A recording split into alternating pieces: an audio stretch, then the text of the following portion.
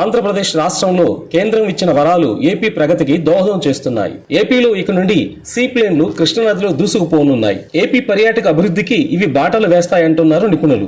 ఈ క్రమంలో నేడు ఏపీ సీఎం చంద్రబాబు విజయవాడ నుండి శ్రీశైలం సీప్లేన్ విమానంలో ట్రయల్ రన్ నిర్వహించనున్నారు. ఈ సందర్భంగా శ్రీశైలం మల్లలను దర్శించుకోనున్నారు. శ్రీశైలం పర్యటనలో నేడు ఉదయం 10:30కి విజయవాడ పున్నమి ఘాటుకు చేరుకున్న Chandrababu seaplane demo launch trial run press meet లో పాల్గొని అనంతరం విజయవాడ బయలుదేరి శ్రీశైలం చేరుకుంటారు.